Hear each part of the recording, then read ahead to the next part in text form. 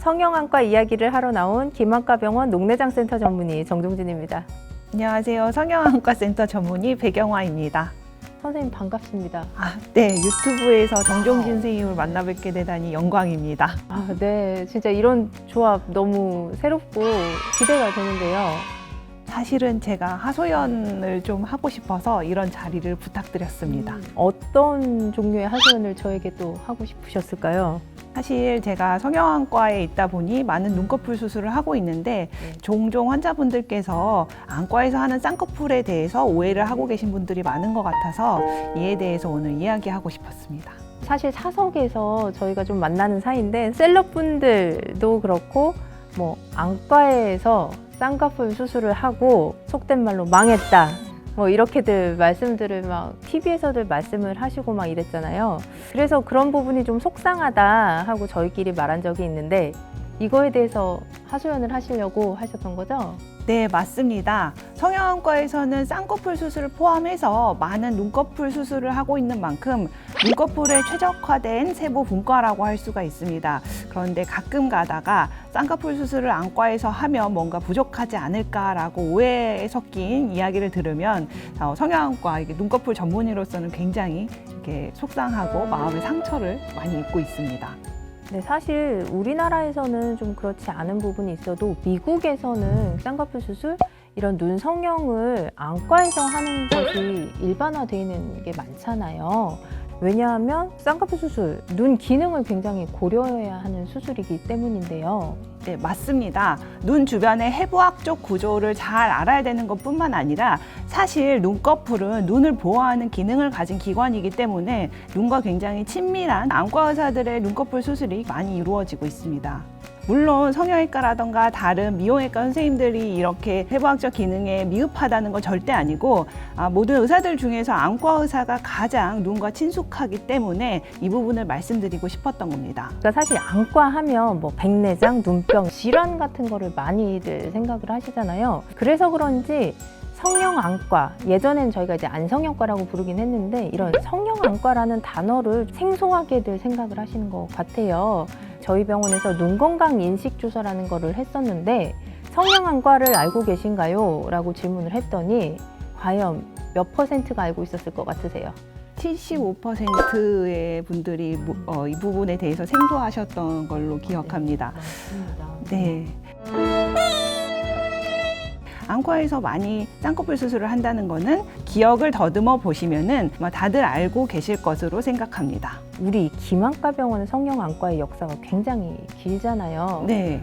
좀 자랑을 어떻게 해주시겠어요? 그 김안과의 성형안과가 가장 인지도가 있긴 한데 제 입으로 하긴 조금 부끄러운.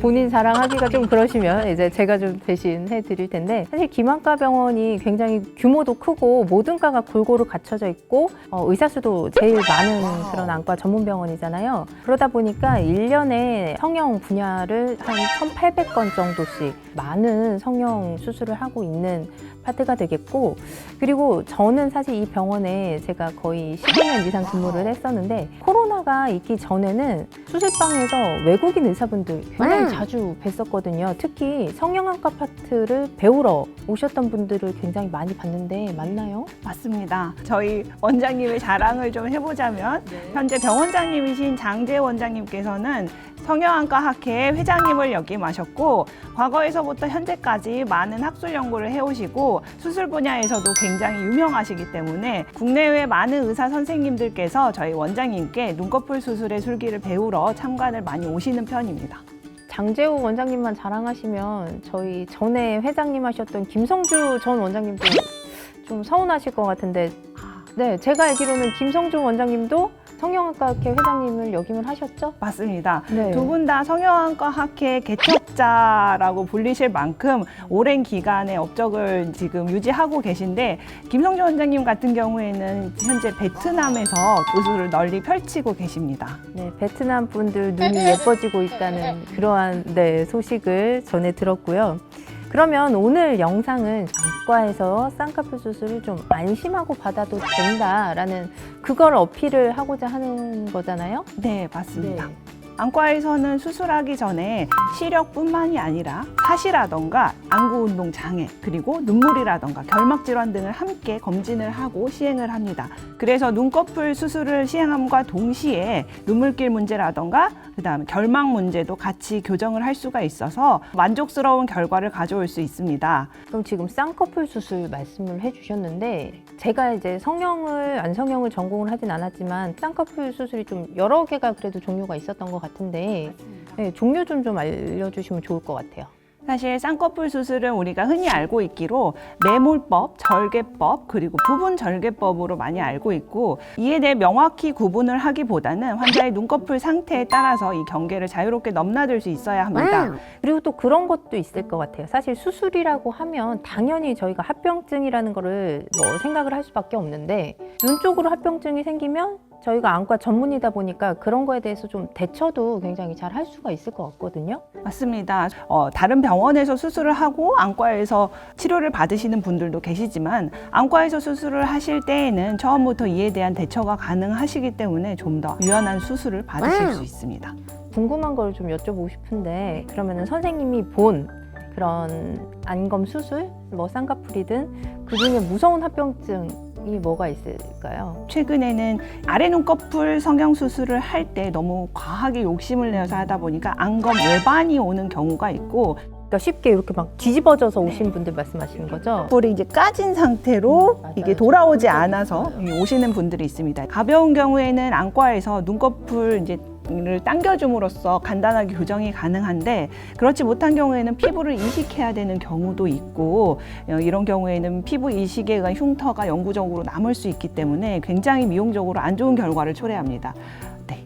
사실 이 영상을 보시는 분들 지금 저희가 마지막에 나눈 이런 이야기들 좀 들으면 무섭게 또 생각을 하실 수는 있을 것 같은데 아무리 쌍꺼풀 수술 요새는 뭐 수술이 아니다, 뭐 시술이다, 뭐 기본이다 라고들 이렇게 말씀은 하시지만 그래도 눈 수술은 수술이니까는요 좀 이러한 부작용이 생길 수도 있는 거를 알고는 계셔야 될 것 같고 저희가 수술을 할 때 부작용을 굉장히 최소화해야 된다. 이런 거를 마음에 가지고 수술을 들어가잖아요. 그래서 이 점을 기억을 하셔서 성형외과가 됐든 안과가 됐든 병원을 그런 점을 꼭 생각을 하셔서 선택을 하시는 것이 가장 중요할 것 같습니다. 그리고 이제 혹시 모를 합병증이 발생을 할 수도 있으니까 꼭 수술 후에도 의사 선생님이 언제 오라고 하면 그때 오셔서 꼭 합병증이 생기지는 않는지 꼭 체크를 하시는 것을 좀 말씀을 드리고 싶네요. 갑자기 눈 건강 지킴이가 돼버린 것 같네요. 맞습니다. 네. 아무래도 눈 건강 지킴이가 저희의 역할이기 때문에 눈 건강 지킴이로서 여러분들께서 미용적으로나 기능적으로 둘 다 충분히 생각해 보시고 수술을 받으시길 권장하겠습니다. 미용과 기능 어느 한쪽으로만 치우쳐서 수술을 하면 아무래도 본인이 불만족스러울 수가 있으니까요. 두 가지를 다 골고루 생각하시고 고려를 하셔서 수술을 받으시면 좋을 것 같습니다. 아무래도 본인이 비용과 시간을 다 들여서 수술을 하시는 거고 수술의 결과는 평생 본인한테 남고 또 본인이 책임져야 하는 부분도 있는 거기 때문에요. 좀 신중하게 선택을 하시는 것이 좋을 것 같네요. 네.